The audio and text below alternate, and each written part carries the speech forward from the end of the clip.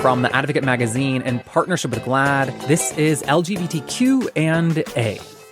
It has now been 1 month since the mass shooting at the Atlanta spas, and since then, CNN reports there have been at least 50 mass shootings. That's 50 mass shootings in 1 month, and that number doesn't even take into account other shootings where there were only 1 or 2 victims. So yeah, this is a crazy fucking problem, to use an understatement. And this week, I can think of no better person to hear from than Brandon Wolf. Brandon is a survivor of the Pulse nightclub shooting, and since then has become one of the most visible and vocal activists in our community fighting for gun reform. So on today's episode, we're going to do things a bit differently. We're going to revisit an earlier conversation with Brandon that originally aired on the Luminary app. Just a heads up, he does share a few details about the actual shooting at Pulse. If you'd rather not hear that kind of thing, you can scroll ahead about 5 minutes. But before we do hear that, first we're going to call Brandon up to check in and hear what he's been doing since we last spoke. So let's do that now.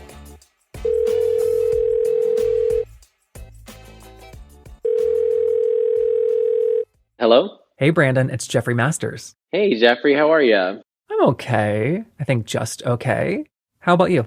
I'm hanging in there. You know, it is, there's a lot going on, some progress being made, some challenges, but I'm hanging in there, thanks. You know, you said there's a lot going on, and on the morning that we're taping this, just for context for everybody, this week we've been in the middle of the Derek Chauvin trial for the killing of George Floyd.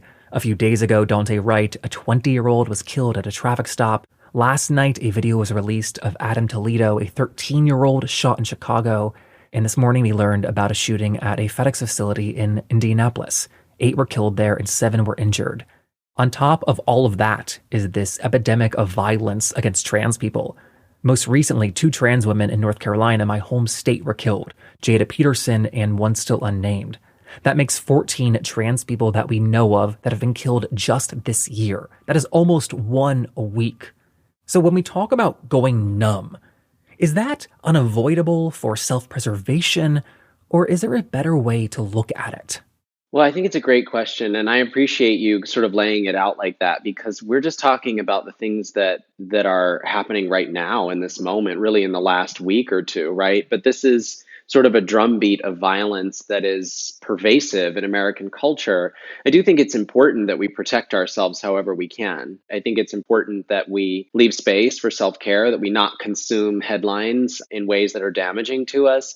But we do have to stay tuned in. We have to stay plugged in. We have to stay aware of the human cost of the epidemic of violence in America. We have to continue to say the names of the victims. We have to learn about how they lived. We have to humanize these issues, because it is easy to get, to your point, sort of desensitized to the level of violence that's occurring. We've got to stay plugged in. We've got to stay tuned in to the victims. We've got to remember to humanize these issues, but we also have to be able to take care of ourselves in the process. I mean, someone who has a personal history of gun violence, do you feel like you're re-traumatized, like with every shooting you hear and read about? Yeah, I am. And, one of the really difficult things about shootings, mass shootings, things that are in the headlines is that people will forward them. And so it's difficult because I'll get, 25 or 30 messages with the same headline, with a body count. And it's really hard to process that. I appreciate that I can be an outlet for people, that they feel comfortable sharing things with me. And I welcome those conversations, but I do have to be careful not to allow it to overwhelm me or consume me. I have to be careful not to try to respond to everyone in the first 5 minutes, to leave space for myself to process what's going on, the headlines. I just have to be really intentional and diligent about it so that I can really show up 100% for the people who need me most. Well, something positive that we can talk about is that you recently had a meeting at the White House. Can you tell us anything about that? Yeah, I would love to. It was an incredible honor to be invited to the White House. Over the summer in 2020, I actually worked on an advisory committee for then candidate Joe Biden's campaign. He put together these sort of groups of community leaders and thought leaders to help shape his first 100 days And so we got an opportunity to craft policy, to have conversations with world leaders and talk about what's possible in the first 100 days of the administration. One of the committees that I served on was the Gun Violence Prevention Committee, and we talked a lot about the executive actions that the president announced last week. So when I got the call and he said he was going to be signing some of these and taking some action on gun violence, I was incredibly honored. I was in awe. I found optimism and hope for the first time in a really long time on issues of gun violence. Feels like we've been on defense for a really long time. So I made my way to Washington, D.C. I got an opportunity to sit in the Rose Garden and listen to remarks from President Biden, the Attorney General, Merrick Garland, and then he, unplanned, impromptu, invited us into the Oval Office for a more intimate, candid conversation about the state of gun violence in America. It was really nice to be able to hear it from his own mouth. It was really nice to hear his perspective on how the epidemic of gun violence in America holds us back from being truly exceptional. And I told him that as soon as we get legislation over the finish line, I'll be right there in that office again watching him sign it. Right, because to move forward on this issue, we can't only rely on executive actions. Well, yeah, I mean, we're never going to get anywhere if we just rely on the powers of the executive branch. We have to get the legislature on board. Congress has to find the political courage and will to get something done. You know, one of the unspoken things, I think, in the president's remarks last week was this invitation for Congress to find the same spine that he found in order to get something done on guns. And when we were in the Oval Office, I thought what was profound was his sort of candidness with members of Congress. There were a number of senators in the room, and he turned to them and he challenged them. He said, the rest of America, this administration, we're all just wondering, what are you waiting for? We've all taken the steps needed. We've all found the courage to get something done on this issue, and we need you to find the same courage. I mean, to that, in the interview that we're about to hear, you surprised me because you said that you were optimistic about gun reform and everything that needs to be done. Now, that was 2 years ago. Do you still feel that same optimism?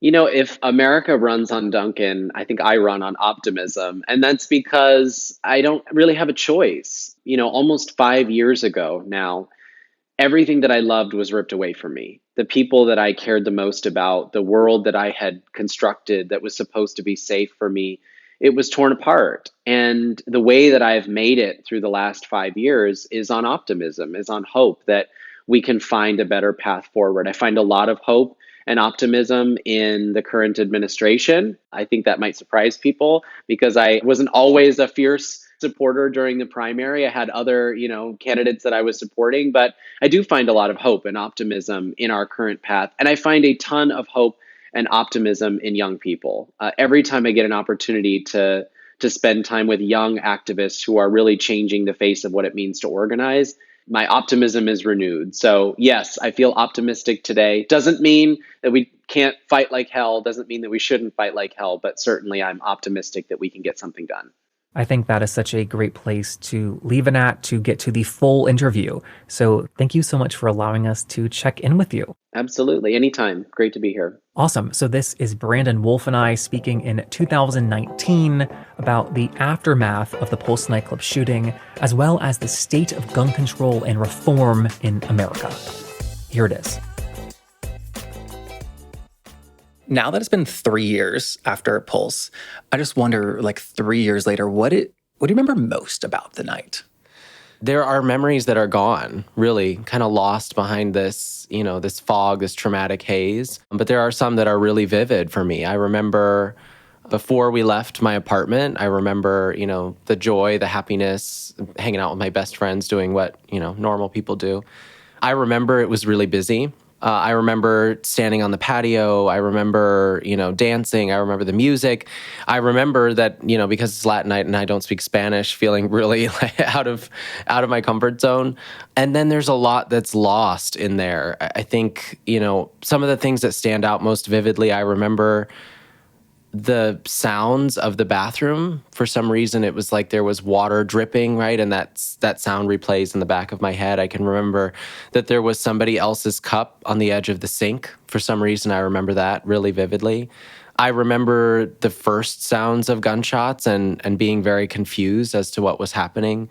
And I remember the sense of kind of dread that fell over me when I realized what was going on. It's that moment when the hair stands up on the back of your neck and you realize that something really bad is happening. Did you know instantaneously, or did it take you a while to realize? No, I was confused. And remember, we were at a club, right? It's like people are out at the Abbey on the weekend or whatever. And so we had been drinking and there was all of that element to it too. But when I first heard gunshots, I was confused. I remember I thought it was part of the music, but it seemed unnecessarily loud, if that makes sense. It was like as if one line of the backing track had been turned up too far. And I remember my ex and I were standing next to each other in the bathroom, and he looked at me and asked me what was going on with the music. And so there was that moment of confusion, but when it really hit home was when about 10 or 12 other people came into the bathroom with us, right? This is a very small bathroom. There's no stalls, there's 3 urinals lined up against a wall, there's no doors or anything like that. And for 12 people to suddenly rush in and look as if they had seen the worst thing, imaginable, I think that's when it really started to set in. There was a pause. So there was a round of gunfire and then a break where it felt like there was silence in the club. Of course, the music was still going and there were people, but it was as if all of that was muted. And there was this eerie silence that fell over the club. That's when those people came into the bathroom, and then a second round of gunfire started, and it's when all of it kind of, came together in my mind. Hearing you talk about being in the bathroom during this, and then previously you've talked about how you went to Pulse that night just because it was the closest club. The things that stand out to me the most are just like how much chance played a role in everything and just coincidence. Like, do you think about that? All the time. One of the things that I share with people, and I shared when I was in Washington, D.C., is that everything about that night was ordinary, right? You might look at people's lives after these moments. You think about Pulse survivors, you think about Parkland survivors, and you think of them as extraordinary people, right? And they're really not, right? None of that was extraordinary. None of our night was extraordinary. It was absolutely the most ordinary thing that could possibly have happened, save for this one event, right? We always went out on the weekends. We always picked whatever was kind of closest in the last second. So these were things that regular people do. It was a safe space for us. Pulse was a safe space for a lot of people, right? And I think that resonates with other people, especially in the LGBTQ community, because bars and clubs are where we've had to feel safe for such a long time. And so, everything about that night was exactly what I would have been doing any other day. And it just so happened that that was the night. Pulse has now put itself into this tradition of a Stonewall, of the upstairs lounge arson attack, of our safe spaces being targets of violent attacks. Has it reframed how you think about these other historic events now that you have lived through one? Yeah, I had the really distinct opportunity to meet with one of the original Stonewall activists and listen to him share his story. His name's Jay. He lives in St. Pete area. And, listen to him share what his experience was like that night. Listen to him share, again, just how ordinary life was, right? And how everything changed on a dime. And all of a sudden, he's part of this historic moment. And it brought a lot of clarity and I think gravity to the situation around Pulse. Because all of a sudden, before you realize it, you're in the center of what feels like a hurricane of history, and it's difficult to find your footing. I remember in the days and the weeks after Pulse, how unsettled I felt about everything. It was almost as if the world was moving in fast motion around me, and I couldn't find any sense of normalcy in anything, right? The grocery store didn't feel normal. The bank didn't feel normal. There were news cameras everywhere in the places that were ordinary for me to be. I remember I was going to pick up my debit card because I hadn't closed my tab, right, at the bar. I never got a chance to close my tab, so I went back to get my credit card. Wait, the night of Pulse, your credit card was still there. Yeah. And you still had to go get that. Yeah, so I went to... Sorry, it goes back to everything you were saying. That's the most ordinary thing ever. The most ordinary thing, right? We hadn't had a chance to close our tabs yet. So my credit card was still open at the bar, and they set up this space for people to go and collect their belongings that they may have left at the club. And on my way there, I was in the car driving there, and I got a call from a friend who had, planned to meet me there. And he said, I just want you to know that MSNBC and CNN and Fox are all sitting outside of this space looking for people to share their stories. And one person asked if you were going to be here to pick up your stuff. And I turned around and went home. And I never went back to get that credit card. Obviously, I just ordered a new card. But like I said, it just brings some gravity, right, to the most ordinary of things becoming so extraordinary and also so invaded. Not only was it that safe space at Pulse that felt invaded, it was our everyday lives. It was who we were that suddenly became a spectacle for people and a topic of discussion and debate on, cable news channels. And going off the word ordinary, like that's what like you quote unquote were too, like before the attack. Yeah. Is it weird now that every time your name is in print, like the word Pulse survivor also follows it? Yeah, it's hard to wrap my head around sometimes, right? Because who wants that to be their identity? That, their entire life is shaped by something so horrific and something so tragic. But at the same time, it's also empowering, right? Because too often, violence against the LGBTQ community goes unnamed and unspoken of. And we were really at risk of that after Pulse, when the national talking heads wanted to make this something that it, wanted to write the story themselves. They wanted to make it about terrorism. They wanted to make it about, Islamic extremism. These are all the things that people were talking about. And what they tried to do, I think unsuccessfully, was erase the fact that this was largely LGBTQ people of color who were impacted. And that had everything to do with what happened afterward, right? The recovery and how people sought resources. But the national kind of storyline didn't include that in the beginning. And so now when I see, articles come out that include my story and other people's stories, I think that we're doing a justice for those 49 people who aren't here anymore, because we're actually telling the real stories of what happened and what happened afterward and how we can stop it from happening to other people. Well, watching like the news cycles, they are getting shorter and shorter around the mass shootings that keep taking place. And I just wonder, is there, like, do you have any like recommendations for like people who are covering these stories in the news, like how we can like not let that happen? Yeah, it's so hard. And largely, I think the reason that we're in the place that we're in is because social media makes, everything shorter. Everything's got to be bite-sized so that people can digest it. They don't have an attention span longer than that. And then, of course, the media has really turned into, one long reality TV show. And so I think it's difficult. I think we're in a really challenging position with how do we cover these things and not turn them into some circus, right? And I understood in that moment that the media had a role to play and that we had to have a relationship, because if our stories were ever going to be told, we would need allies in the media. But it's also important that we hold folks in the media accountable, right? And one of the ways we can do that is by not giving so much space and notoriety to the people who commit these atrocities, and replace that kind of coverage, those storylines, with the people who lost their lives, right? I would have loved to have seen more news coverage of my best friends than I did the shooter and his wife, because in my mind, that's what's important. And these journalists, they tend to, repeat the same scripts. Another mass shooting happens and like they almost like go to the old file and print it out. I think that a lot of that has to do with like because the decision makers are also numb to this. Like the fact that I can hear about a shooting and go about my day is a large change from where we were 10 years ago. Yeah, it's so unfortunate. It's sad, right? That we've almost allowed ourselves to feel like violence is inevitable. That we have allowed this country to get to that place is a shame. But I think it also isn't reality, right? The reality is not that these things are impossible to solve. The reality is not that violence is inevitable, because other countries have solved it. The reality is that we have allowed our leaders to get away with being not held accountable for their inaction. I think about my moment in DC, and I was getting frustrated because... For people who don't know, you testify in front of the House Ways and Means Committee. Yeah.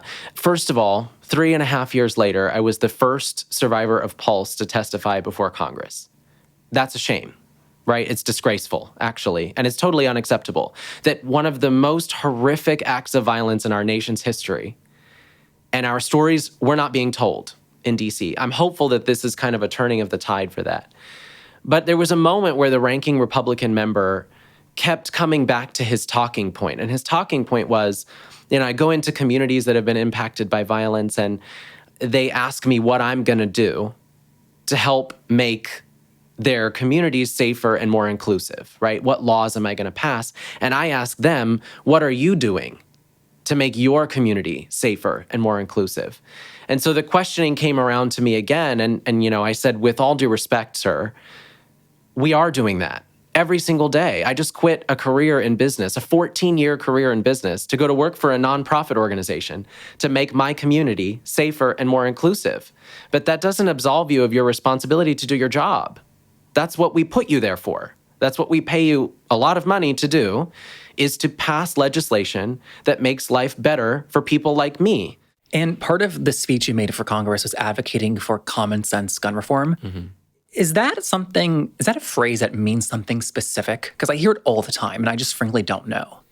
I'll tell you, my dad is conservative. I think he voted for Trump. I'm pretty certain he voted for Trump.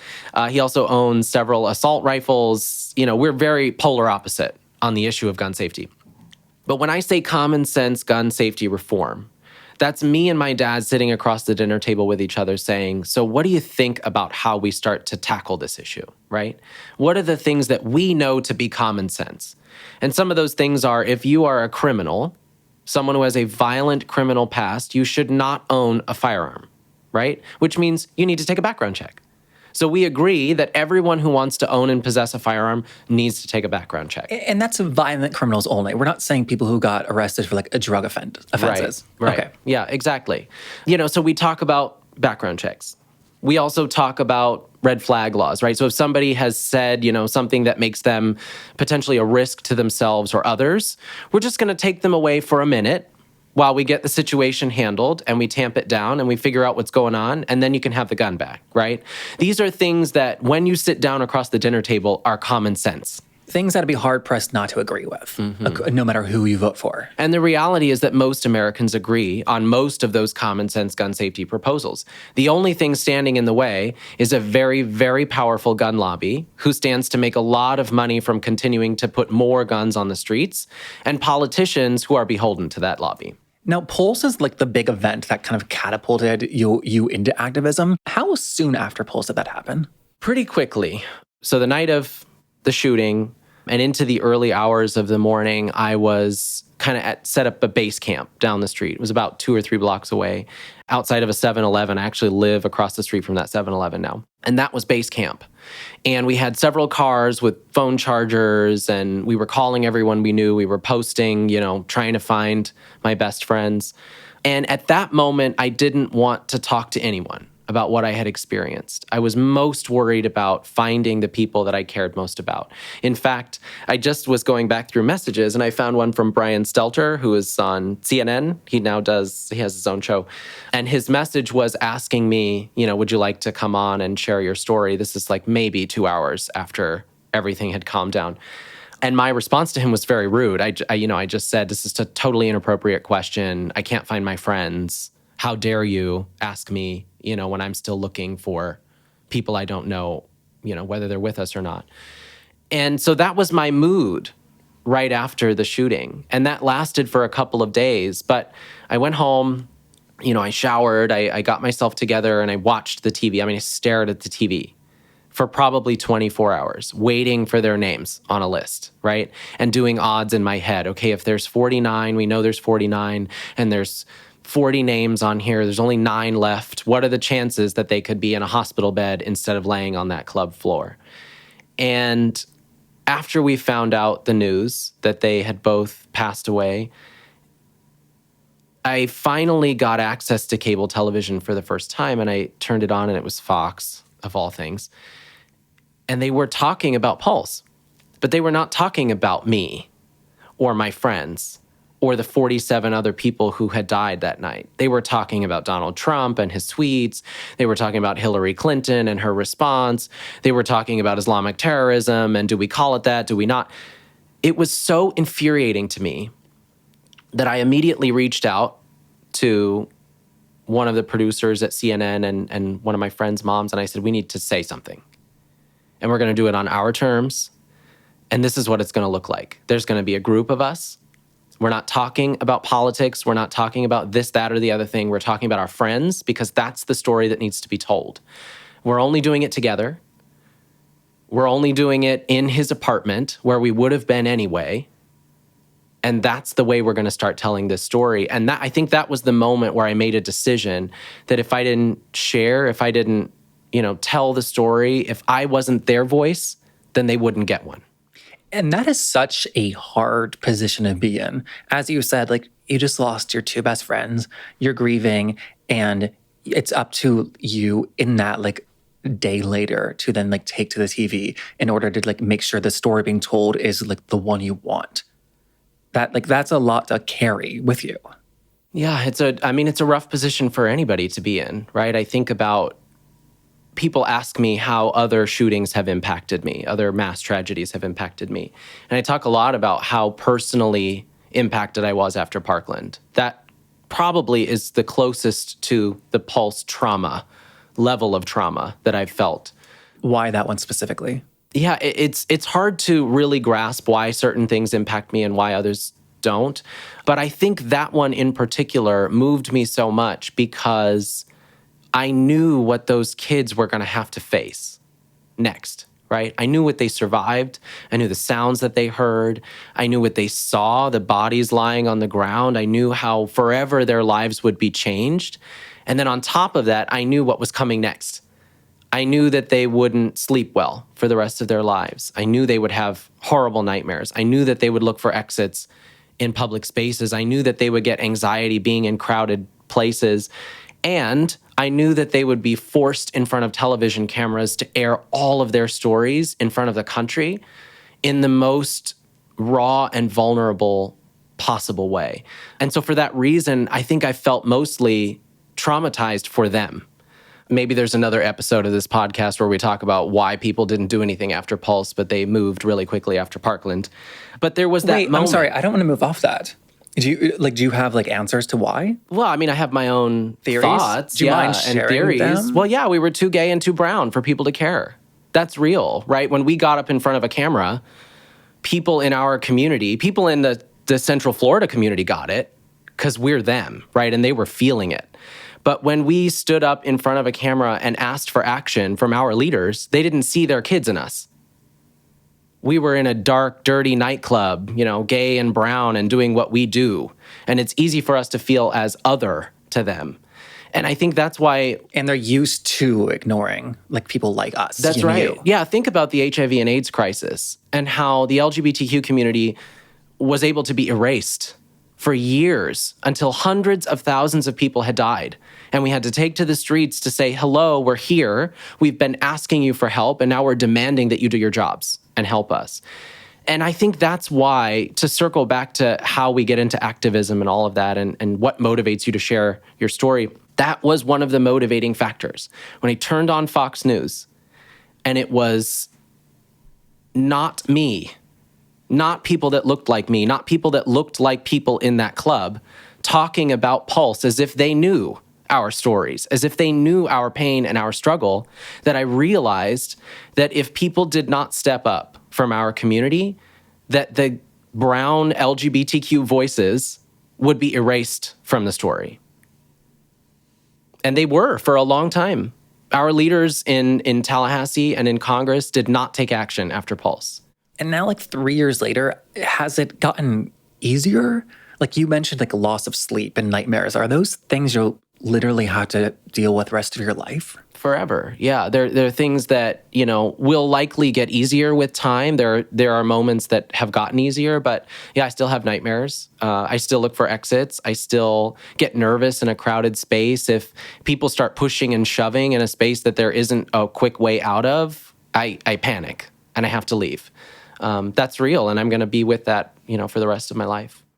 I'm really curious about how we as a society care for people after a mass shooting, since we have so many of them. After you went home eventually, after Pulse, did any like city official or mental health professional reach out to you just to let you know what to expect? Yeah. I think the response to the shooting in Orlando is a model for how we can do things in other places. First of all, the city set up a trauma center called the Orlando United Assistance Center. And they're the ones that really kind of centralized all of the resources, right? And what you could expect. They gathered information on attorneys, information on mental health care providers, information on what hospitals were providing what services, and all of that. So I think that was really important. We also immediately reached out to the Department of Justice and formed a partnership there, right, to make sure that there was money coming in from federal dollars to provide mental health resources for people who had been impacted, first responders, survivors, family members, all of that. And then all the money that was raised, the city worked alongside the National Compassion Fund. That's the name of it. And they made sure that all of those dollars went to directly impacted people, not routed through other organizations that were going to suck up administrative fees. So they didn't say, okay, we're going to take this 20-some million dollars and, open a building or start a foundation. They said, we're going to actually give it to the people who were impacted so that they can pay their rent while they're out of work for months at a time, so that they can cover the costs of recovering from physical injury, or as a family, so they can bury their loved ones with dignity and respect. It certainly changed my life. I know it changed other people's lives. To be able to take time to begin to grieve and heal. I mean, no time is ever enough time, but to be able to take time away from work and life and not worry that you're going to be evicted at the same time. After the shooting, what was your next time at a gay bar like? Did it take a while to No, want to go? I went that week. Oh, really? Mm-hmm. I'm defiant. I'm a defiant person. So I think my parents would agree with me on that. And it really comes from, growing up. My mom passed away when I was 12, and my dad struggled with mental illness afterward, severe depression. He worked like crazy overtime. I had 2 really young siblings, so I basically kind of became a second parent to them for the rest of my childhood. And then I wanted to, go to college and stuff, so I was super involved in school. I had a part-time job, and so I became kind of a warrior at a young age. And I felt like in the immediate aftermath of Pulse that I didn't want it to define me, right, in a personal way. I knew that for other people who didn't know me, it would come to define me, right? But in my personal life, I wanted to take back control of what I felt like I had lost. And so that week they held I want to say it was like a drag fundraiser kind of benefit event at another bar in town. And I went. And it was scary and also empowering at the same time. I held my ex's hand really, really tight the whole time, but I needed it. I needed to be there in that space with other queer people to say loud and clear that this was not going to change who we were. It was not going to scare us into hiding, but rather it was going to empower us to make change. And so how have you seen it affect the Orlando queer community on the whole? Yeah. Well, the entire Orlando community is different. In what ways? If you came to Orlando on June 11th of 2016, it would look like any other city. It's very clean. It's new. It hasn't really been around a long time. There's pretty lakes and fountains and all of that. And then immediately following June 12th, there's rainbows everywhere. And there's signs in everybody's windows saying Orlando Strong. There's murals painted on every street corner downtown. There's rainbow crosswalks. It was as if the community said, we've always been loving and accepting and inclusive, but we're just going to come out as loving, accepting, and inclusive and tell everybody you belong here. So when you're in downtown, you can't turn left or right without seeing a rainbow, and that means you belong here. The entire city had a coming out party, and it's been really beautiful. I moved away for a couple years, and I missed it because I missed feeling that sense of, knowing that I belong because I can turn on every street corner and see it. And that they understand what you've gone through in a way, right? Yeah, it's the first place I've ever lived where someone would hug me in the grocery store, right? That I didn't know and didn't know my story, but could just see that I was hurting and, can I hug you? Not knowing that you had been a survivor of Pulse. Correct, yeah. That happened a lot in the immediate aftermath, and it still happens today, right? People will, before I testified in D.C., I was at the grocery store, and a woman pulled me out of line and said, I just want you to know, I see you, I hear you. I'm really excited that Orlando is going to be represented in Congress. I mean, it really feels like our community does all of this together. That's incredible. Yeah. Hearing you describe what happened to Orlando, it's as if the city on the whole has followed the advice that your friend gave you. Mm-hmm. I think you've told the story that, what did he tell you before like one of your last conversations? Yeah. So Drew is so obnoxious. He had a master's degree in clinical psychology. So we called it Drew's therapizing. And he would do that when he was drunk. Every time he would have some nugget of advice that would turn into a 3-hour-long therapy session. Everybody's crying at the end. Sounds like a homosexual. Yeah, basically. And so that evening's free therapy session was on love. And the reason was, I was there with my ex, and this is the first person, like I said, I'm kind of defiant and a warrior. So this was really the first person I had in my life that meant what he meant to me. I was in love, really, for the first time. And Drew could see that. And we were going through a rough spot. We had broken up, and Drew was not having it. He wanted his best friend to be happy. And so that day's therapy session was love. He pulled us each to our own corners, and his boyfriend talked to one and he talked to the other about love and not letting the small things get in the way, and, not allowing the weight of the world to come into our relationship. And then at the end of our kind of lectures, he brought us together, and he did this thing where he has these really long kind of goofy arms, and he draped them around your shoulder. He does it in every picture. And he draped his arms around our shoulders, and he said, what the world does not say enough is that we love each other. I think we need to do that more. And it's as if Orlando took that message and brought it to life in the form of art and music and community. And it's been really, really beautiful to see. That's an incredible story. Yeah. And I'm hopeful that the world continues to see it, right? Because that's a choice that we made. You think about what happens in the aftermath of these events. You think about what happened in the aftermath of 9/11, in the aftermath of Parkland. It's almost as if a tragedy takes on a personality based on the response of the community. And Orlando's response was love.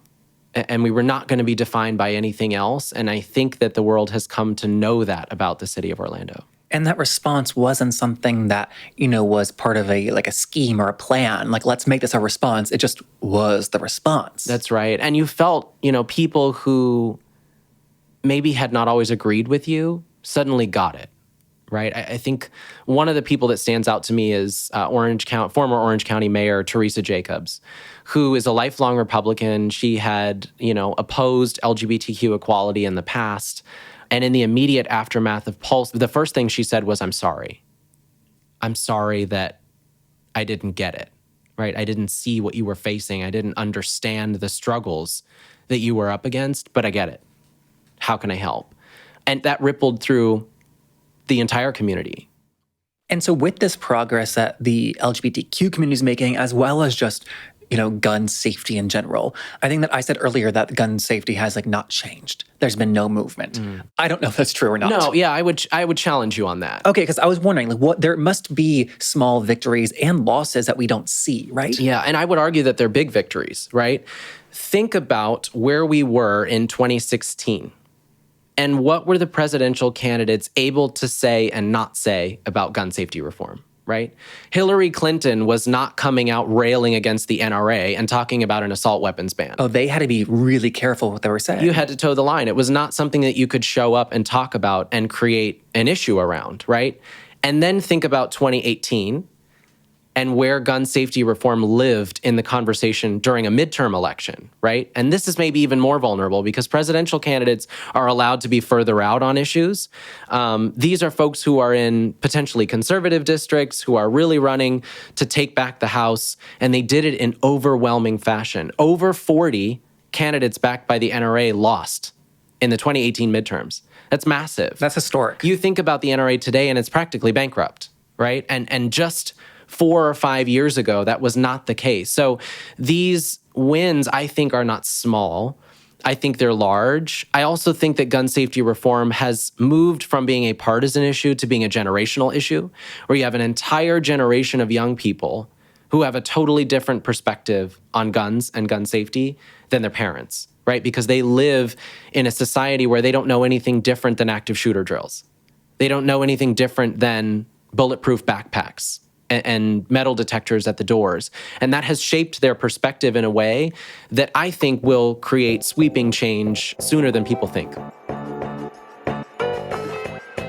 And that is the amazing Brandon Wolf.